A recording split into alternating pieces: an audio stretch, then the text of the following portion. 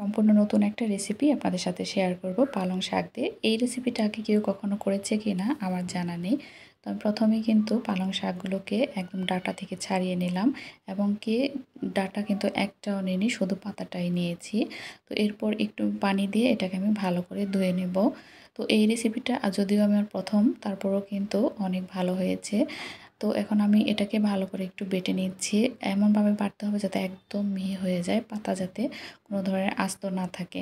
এরপর আমি চুলায় একটু গরম পানি বসিয়ে দিয়েছি। সেই পানির মধ্যে এখন আমি কলমি শাকের সেই মিশ্রণটা ঢেলে দিলাম। ভালো করে বলক তোলার পরে এখন আমি একটু নুন দিয়ে দিলাম। নুন দেওয়ার পরেও কিন্তু আমি ভালো করে আরেকটু বেশি করে জাল করে নিয়েছি যাতে কাঁচা গন্ধটা না থাকে। এরপর কিন্তু আমি আটা দিয়ে দিচ্ছি। আটাগুলো কিন্তু আমি অল্প অল্প করে দিলাম, একসাথে বেশি দিলাম না, যদি আবার পরিমাণটা না বুঝতে পারি। এজন্য অল্প অল্প দিয়ে মিশিয়ে নিলে তাহলে কিন্তু পরিমাণটা একদম ঠিক মতো হয়। আর ভালো করে নাড়াচাড়া করতে হবে যাতে করে কালারটা সবগুলো আটার মধ্যেই ঢুকে যায়।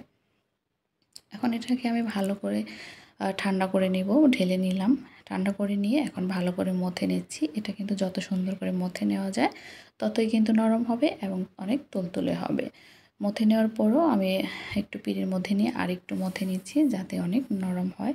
এখন আমি একটু আটা নিয়ে নিলাম। এখন এগুলোকে আমি সুন্দর করে বেলনা দিয়ে বেলে নেব। মাঝে মাঝে কিন্তু এরকম কালারিং খাবার কিন্তু ভালোই লাগে। তো আমি এর আগে কিন্তু করেছিলাম পালং শাক দিয়ে, এরপর করেছিলাম বিটরুট দিয়ে। বিটরুট দিয়ে যেটা করেছিলাম সেটা কিন্তু একদম আমার গোলাপি রঙের হয়েছিল। তো মাঝে মাঝেই আমি এরকম চেষ্টা করি নতুন নতুন খাবার তৈরি করার জন্য। তো এটা আমি প্রথমবার করে দেখলাম যে কেমন হয়। প্রথমে একটু ভয়ে ছিলাম যে এটা হবে কি না বা ফুলবে কি না। তা দেখি মাশাআল্লাহ না, ভালোই ফুলেছে। তো আমি চুলায় কিন্তু কড়াইটা বসিয়ে দিয়েছি। কড়াইতে এখন আমি রুটিটা দিয়ে দিলাম।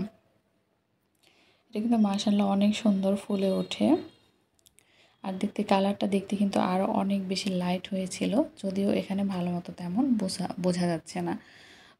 তো দেখুন কত সুন্দর করে ফুলে ওঠে। অনেক সময় কিন্তু বাচ্চারা শাক খেতে চায় না, তাদের কিন্তু এভাবে করে দিলে কিন্তু তারা খুব সহজেই খেয়ে নেয়।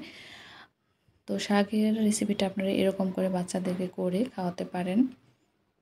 আর এতে কিন্তু কোনো ধরনের গন্ধও আসে না, খেতে কিন্তু ভালো লাগে, মানে বোঝাই যায় না যে এটা কলমি শাক দিয়ে করা হয়েছে।